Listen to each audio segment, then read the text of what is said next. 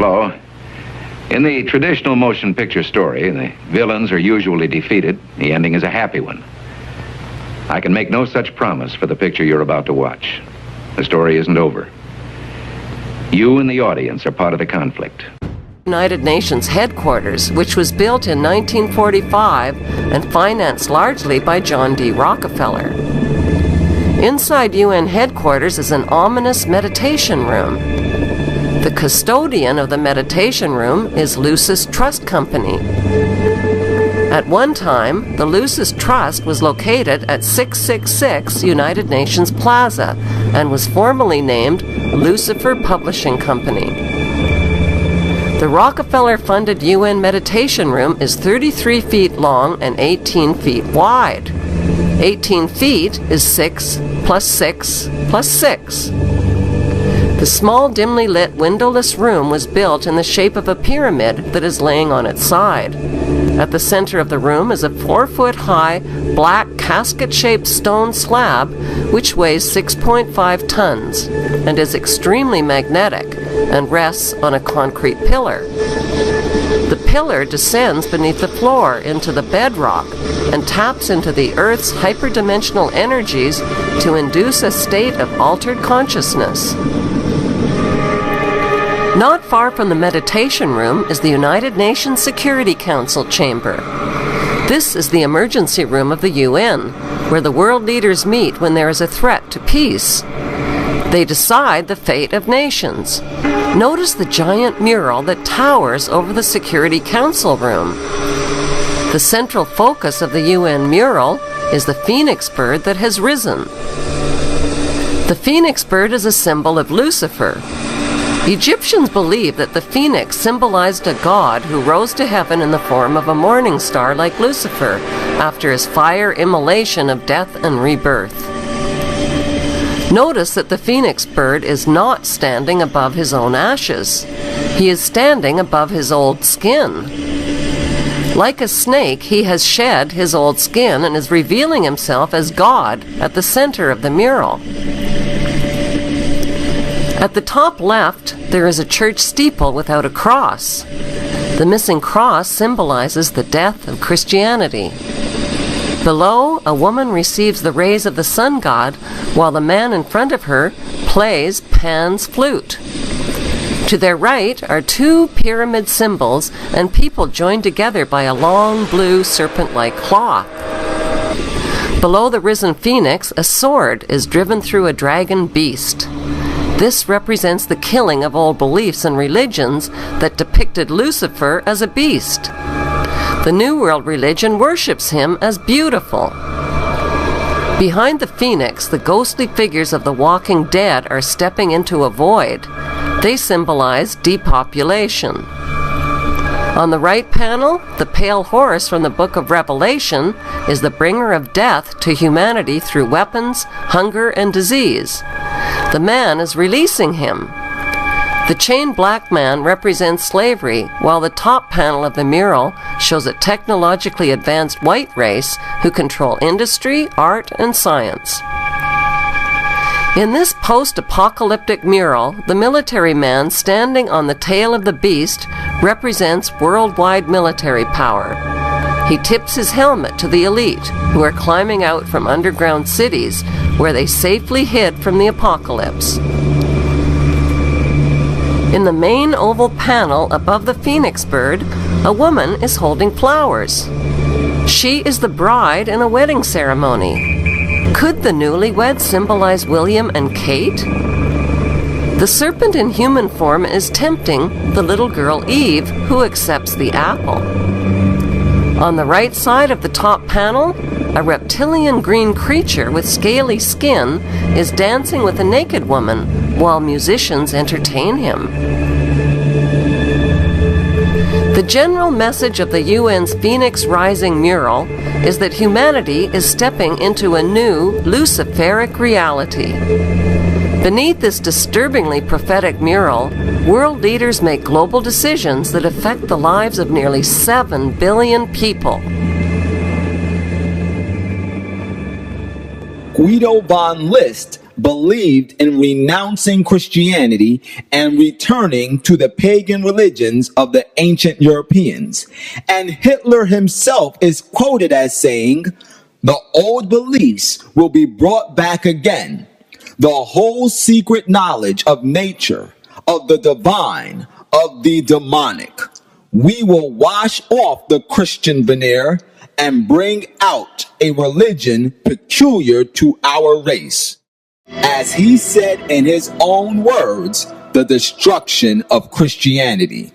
This was the same aim of Madame Blavatsky and her Theosophical Society. And it was also the same aim of Madame Blavatsky's occult successor, Alice A. Bailey, the founder of Lucis Trust, an occult organization that currently has its headquarters within the United Nations. The objectives of this organization, Lucis Trust, have been codified and embodied in the United Nations Universal Declaration of Human Rights and in the United Nations Charter. Alice A. Bailey, the founder of the occult organization Lucis Trust, developed 10 strategies to establish a new world order. These strategies are: number 1, push God out of the schools. If the people grow up without reference to God, then they will consider God irrelevant to day-to-day life. They know that they have to go after the very things that the Judeo-Christian tradition honors and values. Morality, belief in God, faith, the importance of family, the sanctity of life, the sanctity of marriage.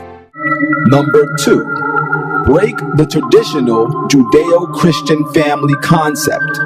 Break communication between parents and children so that parents can't pass on spiritual values to their children. Do this by pushing excessive child rights. They are extremely anti-parent. It is an effort to get the children to abandon the values of their parents. Through the propaganda they teach them, 7 hours a day for 13 years, and even longer if they attend college.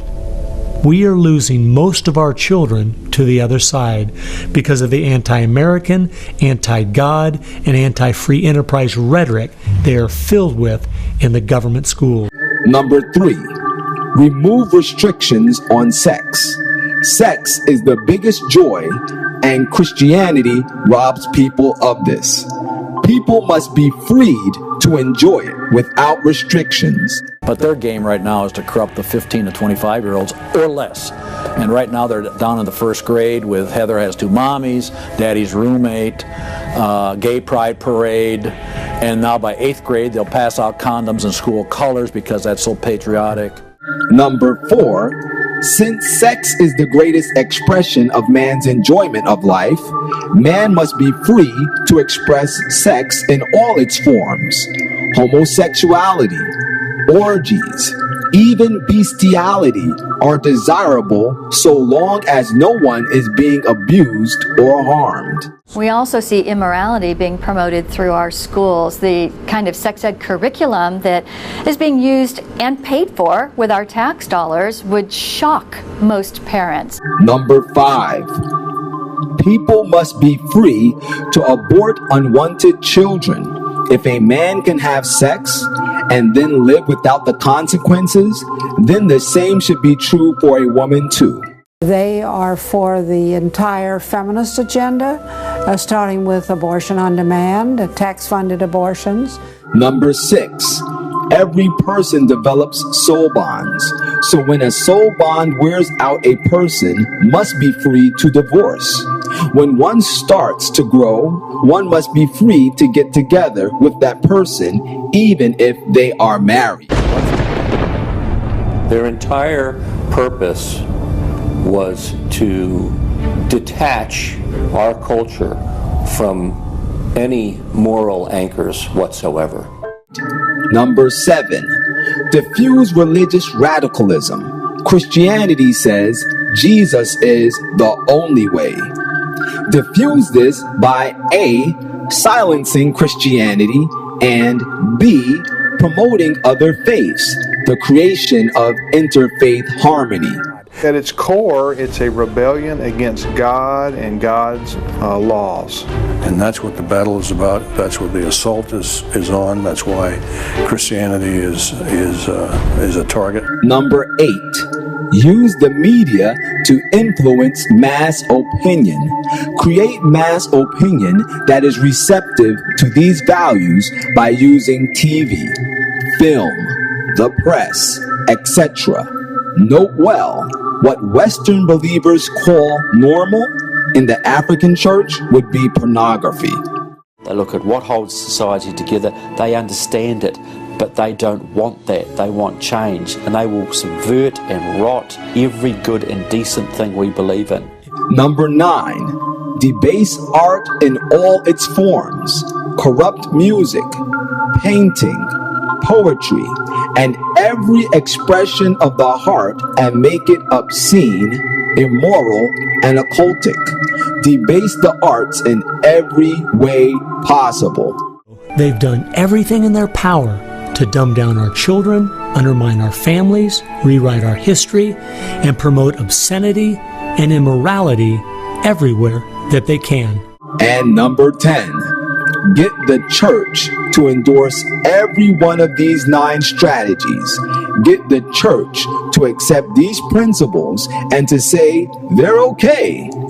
Then legal ground is given for these values to get a foothold. It wasn't until I was watching an old film from World War II that I realized what the left has been doing in America to pit the poor against the rich, blacks against whites, and the young against the old is the same tactic Hitler used to disunify Germany. You see, they knew that they were not strong enough to conquer a unified country. So they split Germany into small groups. They used prejudice as a practical weapon to cripple the nation. Remember that when you hear this kind of talk. Somebody is going to get something out of it, and it isn't going to be you.